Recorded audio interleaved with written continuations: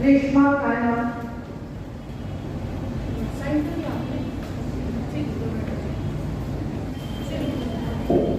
अस्सलामुअलैकुम वरहमतुल्लाहि वबरकातुहू। नहमदुहु व नुसल्ली अला रसूलिहिल करीम, अम्मा बाद।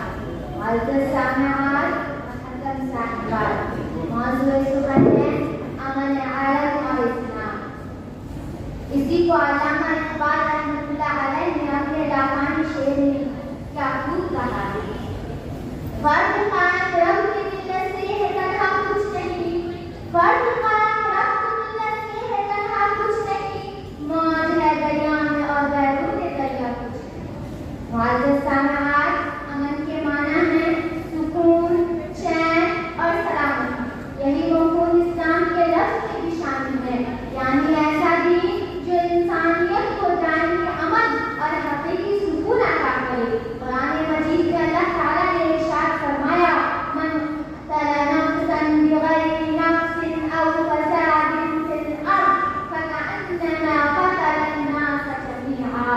जिसने एक इंसान को नाहक कत्ल किया गोया उसने पूरी इंसानियत को कत्ल कर दिया, और जिसने एक जान बचाई गोया उसने पूरी इंसानियत को बचा दिया। ये इस्लाम के अमन का पैगाम है। इस्लाम हमें ये सिखाता है कि पहले सलाम फिर कलाम। अस्सलामु अलैकुम सिर्फ दुआ नहीं बल्कि ये ऐलान है कि तुम मेरी तरफ से महफूज हो। रसूल सल्लल्लाहु अलैहि वसल्लम ने फरमाया, अल्लाहुम्म यरहमुहुर रहमान। जो लोग ज़मीन पर रहमत करते हैं उन पर अल्लाह की रहमत नाज़िल होती है। इस्लाम ने जुल्म ज़्यादती को सख्ती से रोका है।